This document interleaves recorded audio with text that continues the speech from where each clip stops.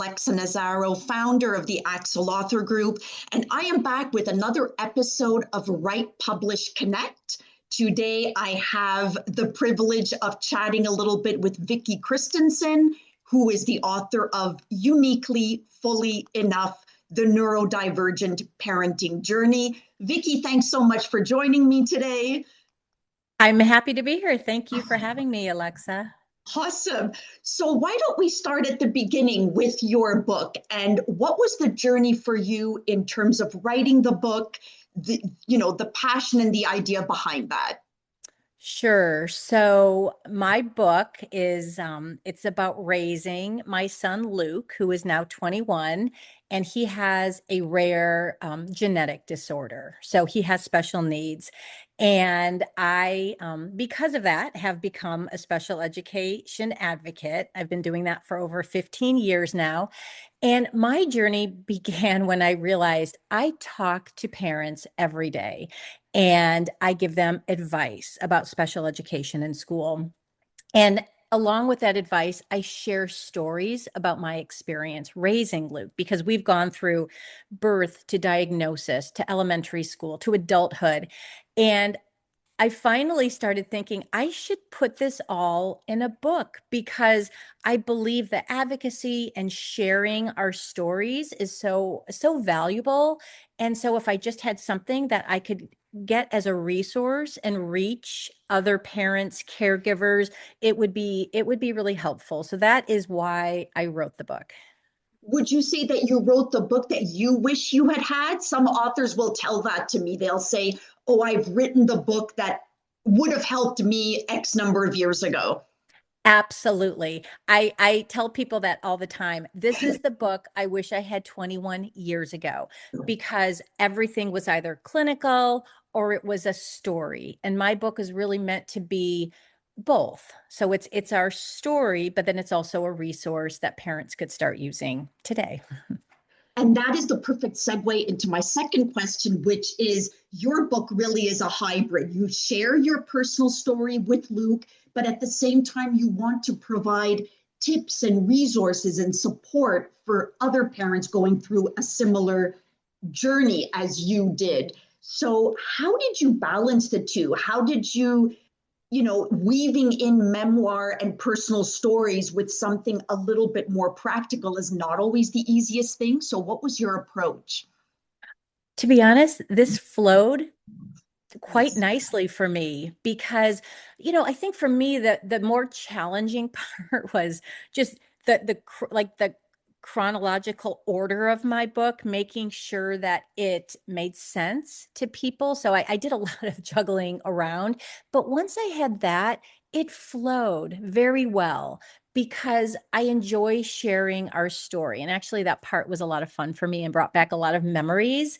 But I didn't want to stop there because, yeah, I think we have this amazing story, but everybody thinks they have an amazing story. So I wanted to add to that. So I wrote it one chapter at a time.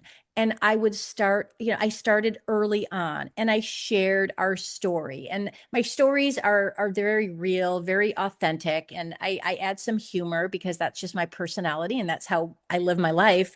But when I was done, I really reflected on that and said, well, okay, let's rewind. And what could I have used, you know, 20 some years ago when we first got that diagnosis, for example, what did I really need to hear? And those answers are pretty clear to me right now. And maybe that comes with my work as an advocate and talking to so many parents, but it just flowed. And I was able to then kind of make that shift and talk about the advice and the resources and what I wish I knew 21 years ago. Excellent. And so, once the manuscript was done, were you assessing your different publishing options? Did you know from the very beginning that you wanted to go more in the indie direction? What did that look like? I did. I knew early on that I wanted to go in the indie direction for a couple of reasons. And the first is because I wanted to get it out there. I had parents that there's parents now who just need this, I believe, need this book and need the advice and the resources. So I did want to make it available as soon as possible. But I also wanted to make sure, because it's such a personal book, that it was mine. And the story was really true to what I lived, and I own it. I completely own the story, that I'm giving to a very an audience that's very near and dear to my heart. So I guess maybe the second part of that is just making sure that I don't like to use the word control, but But the book got it. stayed true to our story. Yes, exactly. That's what I always tell authors is the whole goal is that, you get support, but at the end of the day, you look at the book and you say, this is my book. This is the book that I wanted, and this is the book I got essentially. So Yes. that really makes sense. That other reason totally makes sense. What tip would you have for authors considering the indie journey? Because as an author nowadays, there first of all, there are so many terms that are thrown around. There's traditional, there's self-publishing, there's hybrid, um, and there is a wealth of information out there. What are one or two tips that you would give authors in the position now of looking at those different options? First of all, do your homework, do your research, and don't say no to anything right off the bat. Even the hybrid publishing, which is something I probably didn't look at as much as I should have, although I'm still very happy with my decision. But do the research, and then also, if an author chooses to go the indie or the self-publishing route, own that, right? In You've what made sense? that Say what you decision. mean. Understand why. So, an example I'll give is that I'm working right now to try to get my book into some local bookstores, and there is a bit of a barrier with some about self-publishing. And I have had the most success when I don't just fill out their Google form, but when I reach out and I explain, like I just did to you, why I want the self-publishing route, and the fact that I worked with you and the Axel Author Group. So I did not just, you know, write this book and then here it is. It is very professional. I invested in editing and proofreading and formatting and cover design and everything. But this is why I did it. And so as you're talking to the to people out there and marketing your book, Yeah. own it and explain why you went that route. Okay, that's a really interesting piece of advice. So owning it, meaning don't try to hide it, don't, but just be open about it. And if you have a result that speaks volumes in terms of professionalism, then get out there and be proud. So because yes, there is definitely still a stigma, especially in the traditional world that includes many Yes. bookstores. So yes, that's a really, really interesting piece of advice. Hmm. You were talking just about investment, and another investment you've made is working with a PR agency, which Hmm. remains perhaps a little bit less explored for indie authors. They'll often think about book marketing in terms of Yeah. websites and media kits. And I mean, we offer those services too, but PR has a very particular niche. So why don't you walk us through your reason for partnering with a PR agency? What has that been like in terms Hmm. of the services you've had, and also what should other authors expect from a PR agency? Because I still think there is quite a bit of Hmm. misunderstanding about how a PR agency can work with an author. Sure. So my experience has been with self-publishing. This book is my baby. It has to be treated like a business, Mhm. because you can publish and it could be this book you're so proud of and it's beautiful and the story resonates with people. But it's still not easy to market it and get it out there and make connections with your audience. So that is why I chose to go with to use a PR company, and I've been very happy with them. But I think what's important to understand is they are the experts in the industry. They have connections with media. So for example, I have been on probably at least a dozen podcasts, and it's great. I've enjoyed it. I've made great connections.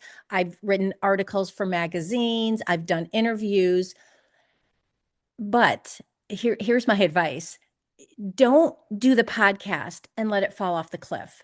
That connection is very valuable, because what could happen is you go through, so I'm working with a PR company for just a few months because financially that's what works with me, for me. And what they're providing are connections, not just a one-time podcast, not just a one-time article, but it's very important to maintain a relationship with these people, right? Do a second podcast. You never know what doors are going to open with these relationships. So, I mean, I have met or made acquaintances, because one of the people who's helping with PR like has a cousin who works, down in Southern California with a nonprofit, and just, make sure it's a true connection. For me, working with a PR company it is what you make of it. And it could Right. be you set up a bunch of things and then it ends and you're like, okay, keep those relationships going. Yes. And so how would you maintain a relationship with a podcaster, for example? Oh, I mean, what I found are these, in my industry anyway, like these podcasters are so fun. They're parents. They are people who are, some of them are neurodivergent themselves. So I end up connecting with them on so many different levels. And, we'll have a conversation. They say, oh gosh, like I actually want to do another one and talk about a completely different topic with you. Mhm. Or, there's a convention coming up. Have you heard about this? Oh, I'm going to be there. Like, it just opens so many doors. So for me, that's what it's looked like. Interesting. So, looking ahead, what are some author goals in terms of whether it be, no, let me actually go back to the PR. So, what would be Mhm. one tip? You already mentioned that authors, it's not, podcasts should not be viewed, for example, podcasts should not be viewed as just Mhm. a one time thing and then you're done with it.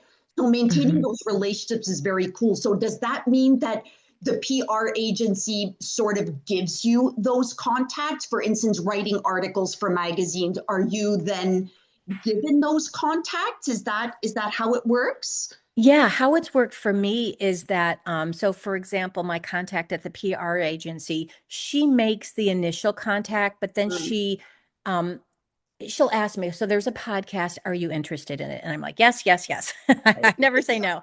And she'll set up the date and the time, but then she loops us in and virtually connects us. And so Mm, then I do the scheduling. If the podcaster has to reschedule, she reaches out to me directly. yeah. That is how my PR agency works. So then I have that relationship with whoever that is, the podcaster, with the magazine, with the Mhm. editor, whoever it is. Mhm. And so, what it sounds like is the author needs to be ready to participate, that it's kind of a joint Oh, collaboration, right? Yes? absolutely. Yeah. So, it can't Absolutely. just be, oh, because sometimes, yeah, go for If it. you're going to self-publish, Yeah. it's a long-term commitment too, Agreed. right? I mean, sometimes it helps me to think, because there's days where I'm like, gosh, I didn't get to, A, B, and C that I wanted to Mhm. do for my book today. But then I Mhm. remember it's a journey, right? Yes. There's no deadline. It's not No, like, very school true. is out early June. Like, no, we're going to keep Yeah. talking about Yeah. this book and keep setting up opportunities to talk about it and to reach people. Yeah. Yes. Because all too often authors will think, oh, I have a team working with me on this and this. I can just kind of lay back. And that's true to a certain extent, but you have to still own that experience, using the word own like you used it earlier. So, yeah. Definitely. And on top, so, they gave me a whole plan, who they'll be reaching out to.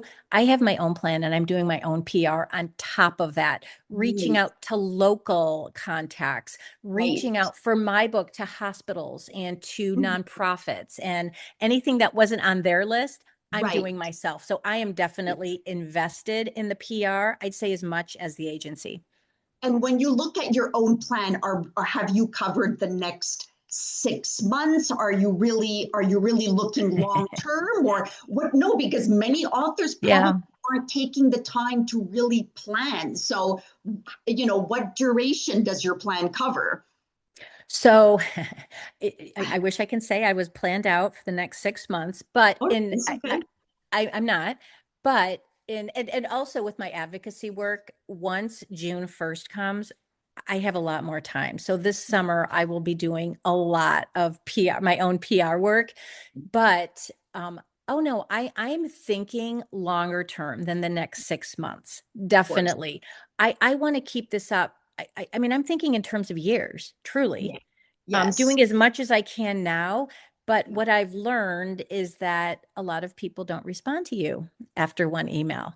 And it's Mhm. very important for me to be organized, to keep a spreadsheet. Where am I with any? So I have a true plan, right? Right. But definitely for me, this is a long-term journey. Yes. I'm already looking Perfect too. at events, book events into 2027. And you have to do that because they Okay. book up quickly. Yes. Yes. So, and what types of events are those? Well, the one I went to most recently was the San Diego Writers Association, which was great. I kind of went, I'm new to all of this, so I Mhm. went not with a lot of expectations, except having fun and making connections. And yeah, I've got connected to some local writer groups, which I plan to start attending some of those meetings, and just met some other cool people, local people mostly, who have also gone the indie route. So it's just Mhm. another connection. But I'm looking at big and small, like some of the larger um, book I'm trying to think of the word, but book fairs, and then Yes. also kind of balancing that with some of the smaller ones. And Yes. another piece of advice too is I'd love to have a table at some of these events. And I'm Mhm. making connections with other indie authors so we can share tables because it Yes. adds up. It's Huge. expensive. Yes, that's Hmm. great. I mean, building that community is really important and valuable. So it's great that Hmm. you're doing that. Looking towards the future, are you thinking of book two? Are you, some authors just are eager to do another book. So is that kind of on your radar at all, or an accompanying workbook or something? Yes, book number two is kind of up, in my head right now, but I think I will give it probably a year until Mhm. I'm ready to start writing. Yeah. I want to focus on this, like at least for the next year. I really want to focus on Uniquely Fully enough and make sure I'm just dedicating my time and my energy toward this book, because this to me is like, this is our story. This is the book that I truly believe is a Yeah, resource to parents. The next book might be more advocacy related, which is also helpful, but I want to sure. make sure I focus Do on it book number right. one for now. Hmm. Yes, absolutely. Vicki, thanks so much for all your words of wisdom. You've shared so much advice today that I know a lot of authors will find valuable. Thank you so much for giving your time. So, once again, Vicki Christensen, the author of Uniquely Fully Enough, The Neurodivergent Parenting Journey. Thanks so much, Vicki. Have a great rest of the day. You too. Thank you. And thank you for all the help along the way. It was a Oh, it's wonderful my pleasure. experience. My pleasure. Thanks so much, Vicki. Take care. Bye bye.